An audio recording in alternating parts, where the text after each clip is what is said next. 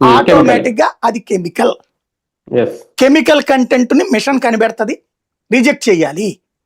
Original నెయ్యి అంటే only ఆవుని పెంచి అప్పటికప్పుడు పాలల్లో నుంచి వెన్న తీసి వెన్నని నెయ్యిగా కరిగిస్తే మాత్రమే పనిచేస్తుంది.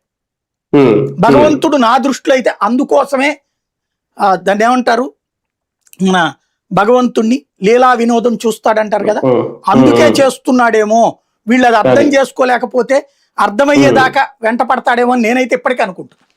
సార్ ఒకటి ఇందులో నిజంగా సిట్ ఎవరికైనా బెదిరిపోయి లేదంటే ఎవరికో లొంగిపోతుంది అని దీనికి ఉద్దేశం, దీని మీద బీజేపీ ఏమన్నా స్పందించాల్సిన అవసరం ఉందా బీజేపీ నాయకులు గారు? పాపం అనిపించింది బీజేపీని చూసి నాకు. ఎందుకంటే ఇప్పుడు వీళ్ళు ముందు అనుకుంది వీళ్ళు ఇష్టం వచ్చినట్టు జరిగిపోతుంది అనుకున్నారు. వీళ్ళు పేపర్లో రాసింది పాపం సిట్ అధికారులు కూడా రాస్తారు అనుకున్నారు, కానీ వాళ్ళు రాయలేదు.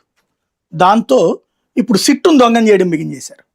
ఇంకా నయం సుప్రీంకోర్టు అనలేదు, ఇక నెక్స్ట్ స్టేజ్లో అది కూడా ఉంటదేమో. సుప్రీంకోర్టు కూడా జగన్ కి అనుకూలం అయిపోయింది అనేసి. కేంద్రంలో ఉంది నీ ప్రభుత్వం, ఎక్కడ ఉంది నీ ప్రభుత్వమే. సిట్ వేసింది అప్పుడు ఇప్పుడు నువ్వు ఉన్నప్పుడే.